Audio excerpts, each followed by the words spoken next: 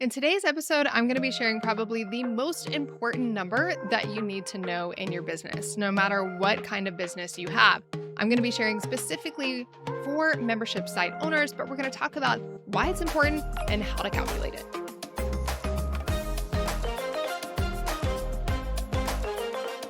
So recently, I've been having a conversation with a client about a number that is the most important number in the business. And if how much we've talked about this and how many ways we've looked at this number is any indication as to how important it is, then I would say it is the most important number in the business. What is it? It is your lifetime value of your customer, also known as LTV. So if you've ever seen people talk about LTV, then they're talking about the lifetime value as a customer. I'm going to talk about it specifically for membership site owners, since I know most of you are membership site owners or aspiring membership site owners. And it becomes even more important for you because, unlike, for example, my community training course that I sell, when somebody purchases, I get that money right away. So I immediately know if I've gotten a return on investment in that advertising or in that effort to get that customer, right? Because let's say I spent $300 to acquire that customer, my course is roughly $1,500. Like, there we go. That's $1,200 in revenue profit, if you will. So I know that I can continue doing that effort because it costs me less to acquire the customer than I'm making, right? So there's a positive return on investment. But what happens with membership sites is that we get a very small portion of the LTV right away. So you might have a membership that's $50 a month and people say for an average of 10 months so that you know, like, I'm probably going to get $500 out of this person, but in month one, you're only going to get 50. So are you comfortable spending $100 to acquire that customer, knowing that in month one, you're only going to get 50? So you're going to be in the negative. And month two, you may just break even, right? That's why this LTV number is so important, especially for the marketing side. So this is where the fulfillment side, the things that I focus on, community retention, all of that, and the marketing side, they really need to work together because this number impacts both sides of the business. So what is lifetime value? Well, lifetime value is really looking at the average amount that you're going to make from each customer in your business. So you can look at this just for one product line, for example, like your membership. That's probably the easiest way to look at it. Like, I have this membership, it's $50 a month. I want to know what the average lifetime value is of somebody coming in the doors. Now, if you have higher level programs, let's say that you have a one-on-one coaching offer for your membership, or let's say that you have a mastermind on the back end, then you can actually look at an LTV or a lifetime value of customers across all of your programs. This is something that's done in the product business a lot. In the retail space or the service industry, you need repeat customers, and they may not be spending the same amount every time because they may be buying different products and services. And so you really have to start looking at your total revenue and the amount of times that people purchase and what the average cart value is, and that can help you better understand your lifetime value. That's where it gets a little bit complicated. So I'm not going to go into that because we don't have a lot of people on this podcast that listen that have those types of businesses. So we're going to keep it really simple because I want you to be able to calculate this on the back of a napkin. Now, if you haven't listened to it yet, I want you to go back to episode number 35, where I teach you how to calculate your retention rate, because you're going to need to know your retention rate in order to calculate your lifetime value of your customer. Okay, so if you haven't listened to that episode yet, then you need to go back to episode number 35 and listen to the episode on how to calculate retention rate. And again, in that episode, I break it down for you so that literally you can do it on the back of a napkin. There's just a couple of numbers that you need to know. It's pretty easy to calculate, so don't get overwhelmed by that. But once you have your retention rate, then calculating your LTV can be pretty simple depending on how you look at it. Now, we're going to talk about average LTV from the perspective of revenue.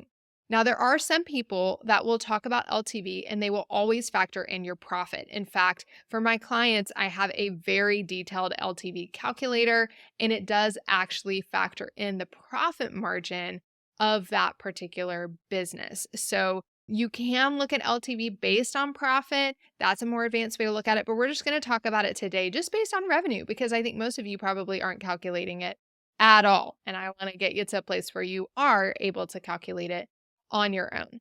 Okay, so how do you calculate your LTV or your average lifetime value of a customer? It's actually pretty simple. If you know your retention rate, and your retention rate, I know we often say things like 90%, but your retention rate is really 0.9. Okay.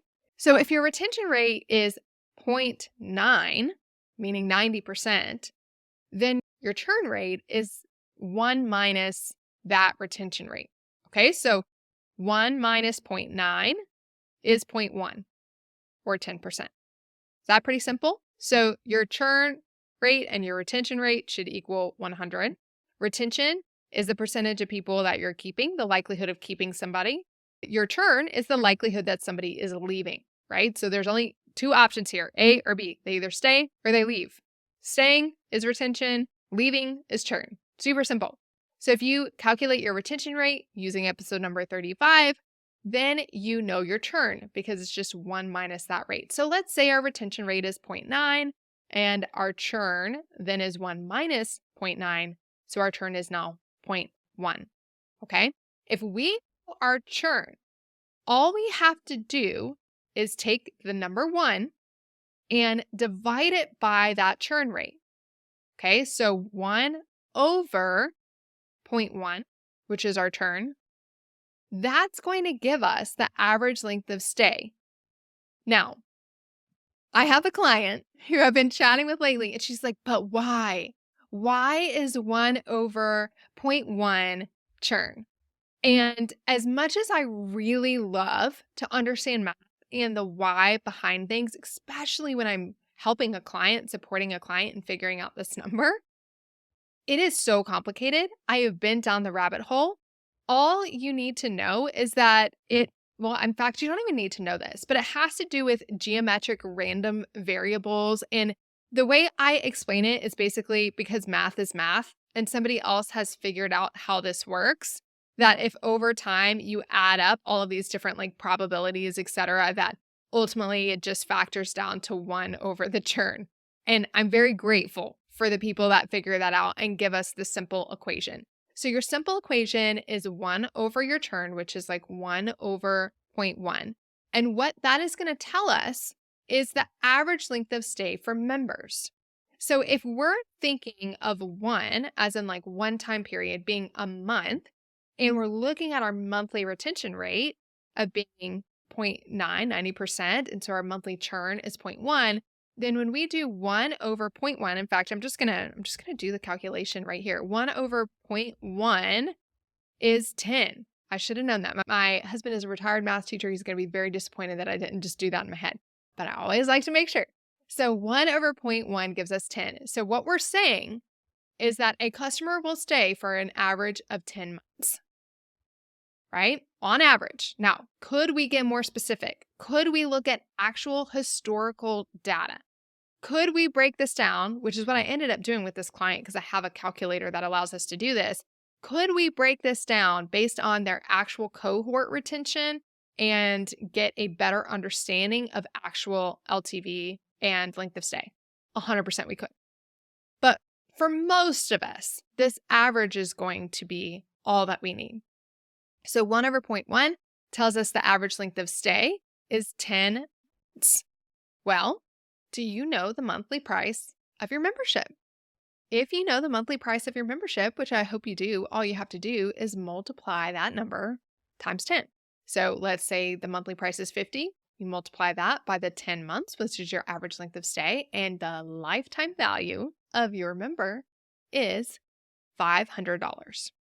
Okay, so do you see how knowing this, knowing that the lifetime value of a member is $500 can impact how much you're willing to spend on the marketing side to acquire a new customer? So on the marketing side, you should be, if you're not already, thinking about cost per acquisition, which is basically the cost to acquire a new member. And so often we struggle with this because we are looking at the immediate return on investment. And I will just say this, The online space is like the only place where people do this. In all other spaces in business, people are looking at long-term return on investment, and the thought that they could actually break even or be profitable in month one is an insane thought. So it is okay for us to be losing money. It is okay for us to not be profitable right away if we can truly understand the lifetime value. So if before I was only willing to pay $45, let's say, to get a member because I wanted to be profitable and that I could only make $50 that first month, I'm really limiting myself because the truth is that most of my members, I'm going to make an average over time of $500 from that member.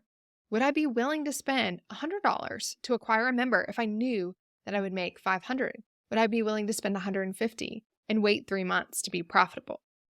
Having this data and having this information can help you make wiser decisions, whether that be in hiring and how you're structuring the profitability of your company, whether that be in what you're spending in ad cost, right?